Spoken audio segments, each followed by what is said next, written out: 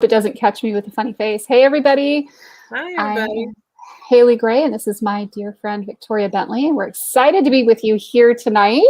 Yes, we are. We're going to be talking about giving to grow. And yeah, that pie is not a fixed size. That's kind of one of the things that I see the most with people in life is that they feel like they have to take. I have to go get in there and I have to make the sale and I have to push and I have to push. And I've got to take. And I'm going to take what's rightfully mine and I'm going to take more.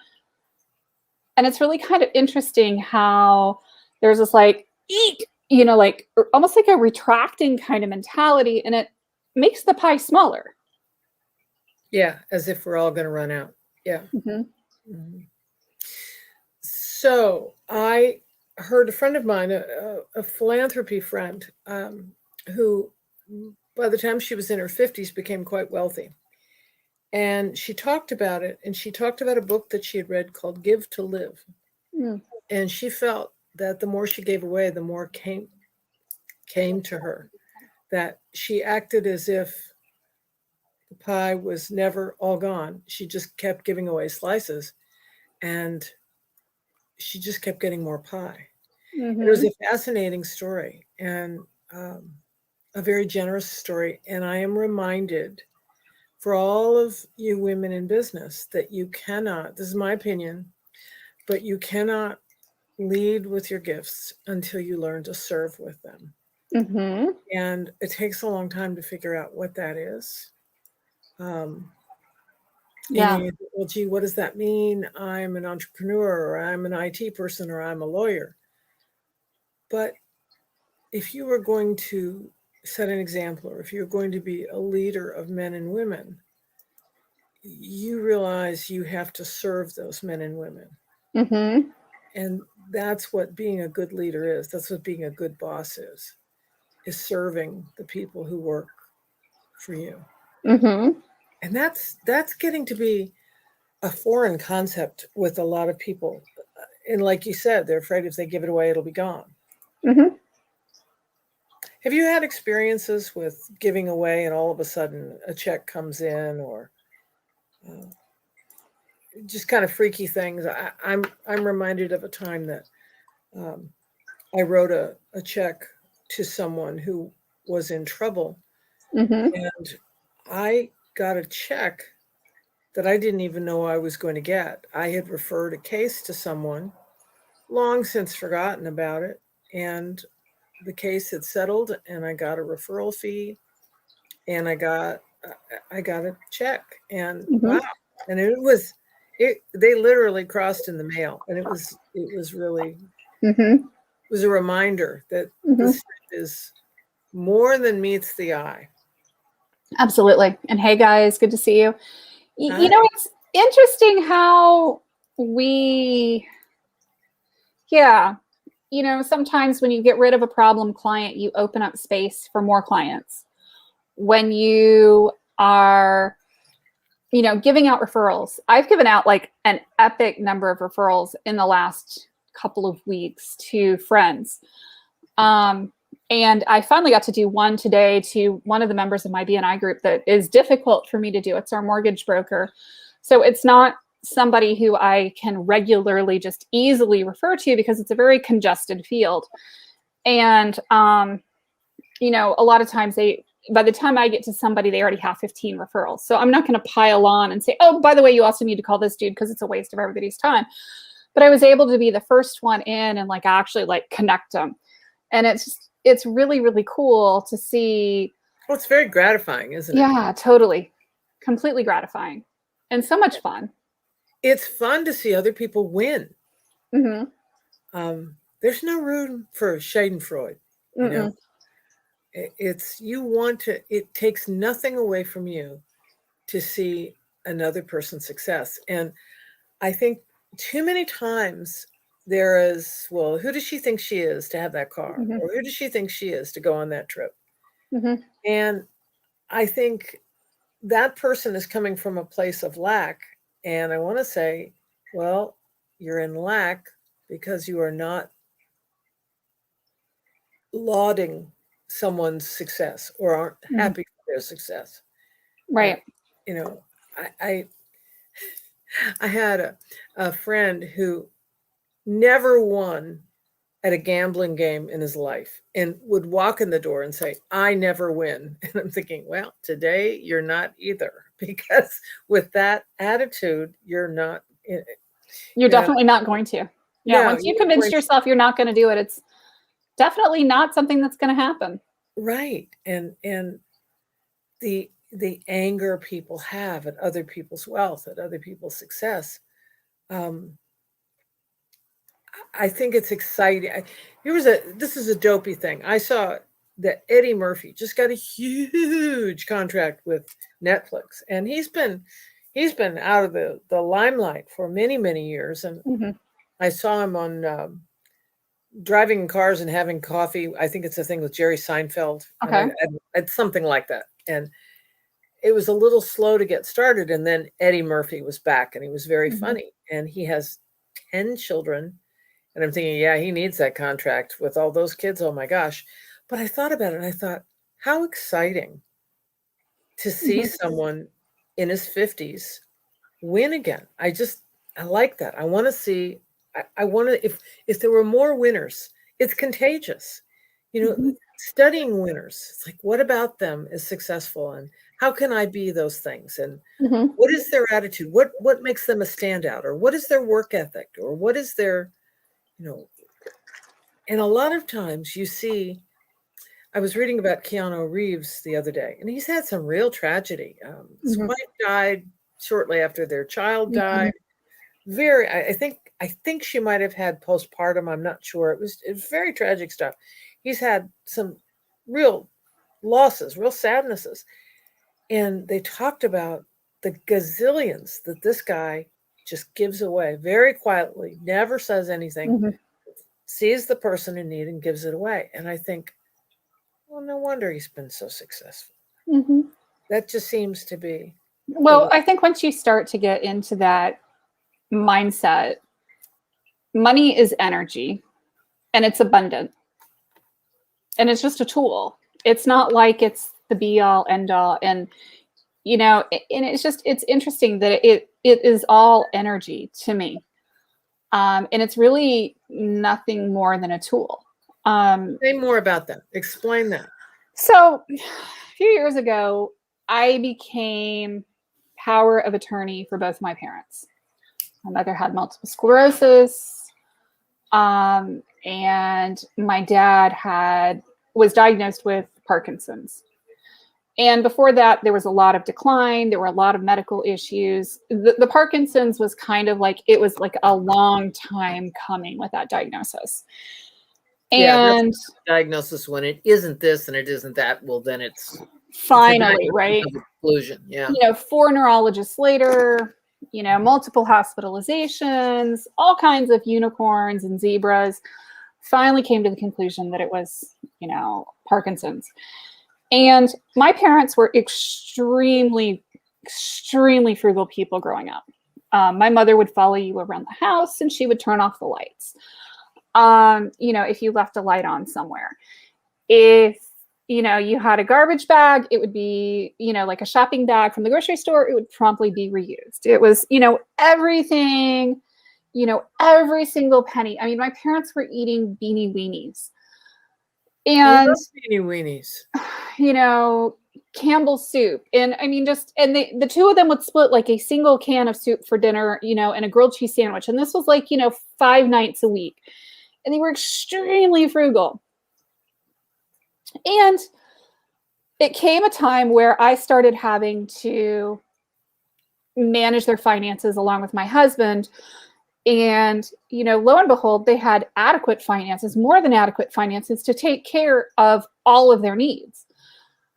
And, you know, the thing that like really broke my heart in all of this is that we moved back to the States when I was in my middle school years.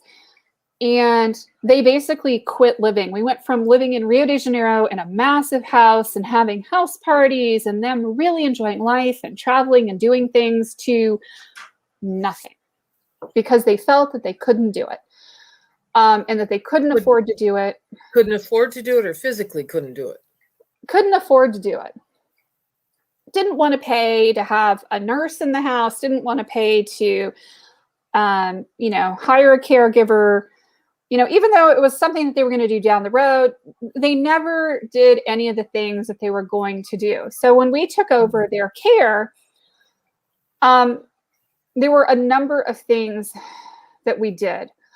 Getting a geriatric care manager in to manage my parents' health care. So if anybody of you guys have a parent who needs extensive care because they've got a very complex medical case, a healthcare advocate, a geriatric care manager, these people are worth their weight in gold. They're not free, but man, let me just tell you that it can make a life and death. Oh, it's difference. life or death. Absolutely. An advocate, it's life or death. If you don't know the medical system, oh my goodness. Right?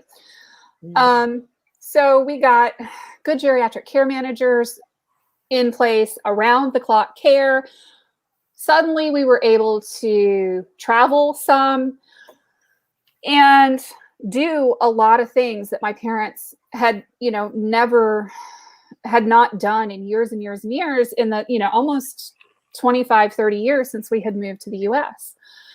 And, one of the biggest deliverances to me from the universe was, you're not going to take this money with you to the grave. My mother-in-law died when she was 50. My father-in-law died at the age of 64. So both of them were dead by the time we were taking care of my parents. And I'm like, holy cow. So they have this money and they've spent their whole lives saving it. Why are you worrying about me inheriting it when you have medical and physical needs to take care of? And it was really clear to me suddenly that, we had this massive tool that nobody was willing to use until I stepped in and said, no, we're using this money on your care and we're going to get you the best care possible. And it made a night and day difference to my parents' livelihoods, to their care, to their well-being, to the quality of their life. And it was just mind-boggling to me because I was like, holy cow, they spent all of these years not traveling, not doing, not whatever. So they might have money left someday, and completely distorted that sense of what they had and didn't have. And, to that point of, reusing aluminum foil and Ziploc baggies, not that there's anything wrong with that, but just taking everything to the nth degree, it wasn't rather than balance, living. It wasn't a good balance. It was just such an extreme. And I was able to get the family together and do family trips together with my dad's caregivers and do some things that we had never been able to do before, leveraging that money. But I realized it's just a tool. That money was just a tool to get them what they needed. And you have to learn that balance with the money to, to save enough, to have enough when you retire, and you need that medical care at the end. But there also needs to be some sort of balance and enjoyment of life in the interim. Because I sat there and I watched my parents go from, oh my gosh, we're living it up in Rio de Janeiro and we're having carnival parties in the house, and, the women jumping out of the birthday cakes and, all the kind of crazy stuff that my parents did with, 300 people in the house, to nothing. And it was just that realization. It's very odd to have such a change of lifestyle like that. What was the thinking? What was the event that they moved back to the US and they thought that they couldn't afford to do anything? And I mean, I understand that there were cultural differences, but not all of my dad's colleagues changed or anything like that. They just basically cut everything off. I think along those lines, and I think we've talked about it before, and this is on the subject of living, and we're kind of straying from the give to live topic, but a dear friend of mine, my dearest friend who died a year and a half ago, decided that she and her husband would start traveling in their 50s because they didn't know what their health would be like in their 70s. and they wanted to go now and not when they were in wheelchairs, not when they were incapacitated. And my husband and I talked that over and thought that made a very good idea, because my mother died at 64 and my father died at 75. And a lot of those good times were not had for a myriad of reasons, one of which that they didn't do anything together and they were kind of in and out of divorce, whatever. But and I think part of it was the era that they grew up in. They grew up in the 30s where there wasn't anything. And so the response was to save and hang on to everything. But I remember on my mother's deathbed, I wish we could have done more fun things. I wish, because she was very aware that she was never going to leave that hospital bed. And all of those things that when they were suggested, the answer was, oh, that would be nice, or it's nice to think about, or it would be fun, when she could have afforded to do it and she would have enjoyed it. But the first answer was always no. It was always coming from a perspective of lack. And so there was lack. There was a lack of a happy life. There was a lack of experiences and memories because it was all deferred. It was all put off. 100%. All, we're going to just stay here and sit here and we'll think about it tomorrow, or I'll deal with it later. And I think people who are dysfunctional do that a lot. There's so much chaos. It's just sit here and be good. Just instead of living your life, or oh no, something could happen. The risks and that sort of thinking, that very risk averse, very the conclusion of the worst thing could happen, as opposed to but something really fun could happen too. Right. Yeah. Missing out, yes, but you could fall and break your arm, and I say, yeah, but I could also get the blue ribbon this time. I know the horse is a little fast, but it's a thing I'm willing to risk, and so I have memories and experiences that she did not have because she was not willing to live. And I don't know how people get there. But it's that abundance versus lack mindset too. So, and I saw it with my parents. They went from, hey, we're living high on the hog, to, oh my gosh, we don't, and my dad retired at the age of 55 and he didn't have to, right? So clearly they knew that they were financially okay. But on the other hand, it was very much that, like, here's our little bitty pie and we're not going to do anything with it, and we're too scared to do it. And it was just a really powerful lesson to me for my life about, living without regrets, about giving, about growing, about, money is a wonderful thing, but it's just a tool. Well, in knowing you and knowing your family, you have been a great encourager of your children to get out there and live and take risks and see the world and do things. And I'm not talking about reckless behavior. I'm talking about well thought out things through scouting with your children. And I forget what you told me, your daughter sold a gazillion Girl Scout 22,000 boxes. Yeah. 22,000 boxes of Girl Scout cookies because she wanted to do a trip. And she was encouraged, instead of, oh no, that's too much, or that's too much work, or don't do that. She was encouraged to take a flyer. And on that subject, I was reading today. I don't even know where it came from. It was a pop-up on my phone. And it was an interview with a particular celebrity and talking about child raising. And they said, we never say no to our children. And I thought, well, there's the other extreme, as opposed to always saying no, or you're describing your parents as saying no. They came back, no, we're not doing that. No, we're not having. And I thought about it, and I thought, well, this isn't good either. This is. And they were going on to say their children were experimenting with sex when they were 11 years old. But we hate to say no because we don't want to stifle them. And I'm thinking, maybe you need to think of saying no. This just doesn't sound like a good thing. I think that there's a healthy balance, right? Balance. That's the ticket. Yes. That is the ticket, right? But one of the things that I have learned is that what you give comes back in multiples. So if you're afraid of not having enough, it makes it hard to give and have it come back in multiples. And I can give you a perfect example. So one of the easiest ways to support your small business friends is that you go onto their Facebook pages or their Google review page and you leave them a Google review.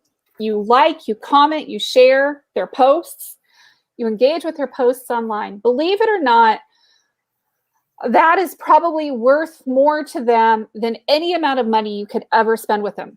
And it costs you nothing, zero, except your time, a few minutes.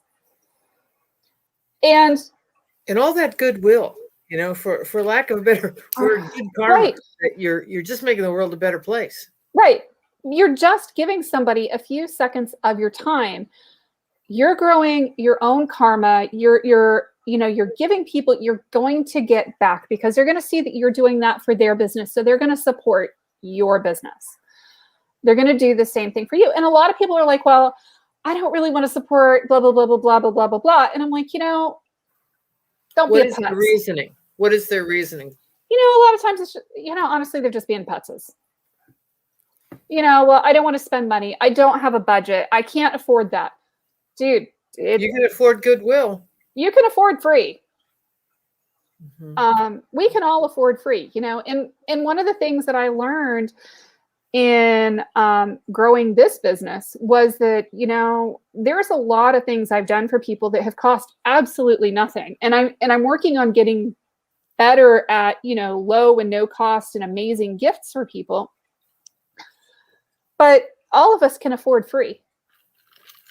There is absolutely no harm, no foul in, liking, commenting, sharing, leaving people reviews and doing those things. And it's giving somebody a little bit of energy and it comes back and it helps you grow your own business. Giving somebody a little bit of love and it comes back to you in blessings. It's beautiful. Encouraging people is free. Mm-hmm. And what a gift that is. Hey, you can do this. Yes, you got this. I was at dinner on Saturday night with some friends, people I've known for almost 50 years. Well, yeah, almost. And they were not there yet. And another table was next to ours and someone I hadn't seen in a long time. Mm-hmm. And her son is a writer and quite a good writer and is getting to be successful. And I had read something of his and had heard about him. And I brought him up and I said, I understand that. And she changed the subject after a minute. And she said, when he was born, your mother came to see me and to ask me if I needed any help because my mother knew that her mother had just died. This was her first child. She didn't live in this town. This was new. She was new to the town because she married a guy from this town. So she was far from home. Her mother had died and she had a new baby. And my mother showed up and said, how can I help you? And I thought about that. And I thought, what a lovely thing to do. And she said, that was 1983. And we've never forgotten. She said, Peter and I were talking about it the other night. And I think, isn't it interesting? A little gift like that has lasted almost 40 years, hasn't been forgotten, the kindness and the reaching out like that. And I think that doesn't cost anything. And it makes a huge difference. There's something like that we all can do. Absolutely. And that giving makes us really whole human beings, helps us live, helps us be our best selves. And all of a sudden we become better. And I just, if it expands the pie, it grows, and it multiplies. It's amazing how that giving grows us, in our hearts. It reminds me of Dr. Seuss with the Grinch, where he started to realize and his heart started growing. And I think that that's an important thing, is realizing, and then you start getting that growth. And when your heart grows, everything grows. So what would you like someone to give you? You know, what I would like somebody to give me, honestly, likes, comments, shares, praise, thank yous. They go a long way. That's a great referrals. And it doesn't cost anything for this audience to do that. No. And I want to know what they need to build their Mhm. business, what can be given to them that's going to make a difference in their lives. Mhm. And Yeah. I think there's also something really soul growing about Mhm. doing something for others and not being found out. You know, like Yeah. ding dong ditch, you know, Mm. giving things away and not, That's you one of know, my favorites. not signing the card, just giving it away. Mhm. Yeah. I love a good ding dong ditch. Especially, I got a telephone call today from a friend, and I could hear in her voice that she was stressed, and I thought I knew what it was, and I was right. And she is single, and her gentleman friend fiance died in 20, Mm. and her children are elsewhere, and there's no one in her house to talk to, and Mm. because of an autoimmune disease that she has been afraid of going out because of COVID. So she's been at home a lot.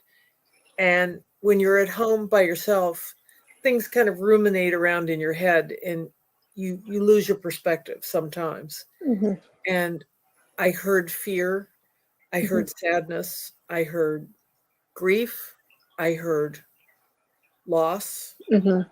And I said, "What do you need?" And she said, "Just someone to listen." And I thought, well, gosh, that's easy. What else? I mean, I can do that. What else? And I think in this year of COVID, there are so many that need us to give so they can live, because there's no one in their lives. I don't know if I Mhm. said this last week, but I was reading a novel, and it's a series. I've read this guy's character for 20 Mhm. years, and it's fun. And there's a new book every year or so. And apropos of nothing, he said the definition of happiness is something to do, someone to love, and something to look forward to. And I realized with my friend today, she's newly retired, so she doesn't have her job anymore to do. The gentleman she loved has died, and she doesn't have anything to look forward to. Mm. And how sad she is, and how frightened she is. And I think all of us probably know someone like that, who are maybe missing 2 out of 3 on that list, who could really use a phone call from us to help them live a little better, to help them get through their day. And I think if nothing else, I mean, it's not for business, it's not for Mhm. whatever, but it's just for humanity. These different people have, for different reasons, have decided to not leave their house. And Mhm. you stay home alone long enough, and you get kind of crazy, because there's nobody to say, you need to get up and wash your face, and you haven't Mhm. had a shower in a couple of days, and turn off the TV, and Yeah. stop listening to that crap. I mean, just Mhm. because it's going to scare you witless. And Mhm. what can you do that's fun? And um, so what she started to do is have a virtual, a bunch of people getting together and having cocktails together on the phone. And that really helped. Mhm. And I think, God, It's the simple things. the simple things, the world just doesn't look like it used to, and we've got to adapt, and we've got to just give so that our friends can live. Mhm. So that's where I am. That's what made me think about this topic today. I love it. Love it so So, much. Yeah. so Thank you. be with you. And Good to be with you too. I mean, I enjoy chatting and doing these lives. It's a lot of fun. yeah, me too. And then No. so we'll see each other next Tuesday. We'll be here with bells on. I'm excited.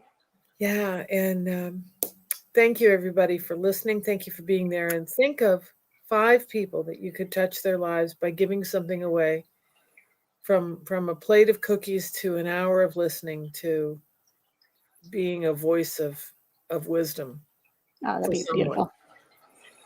Yeah, that would be amazing. Yeah. Thank you, guys.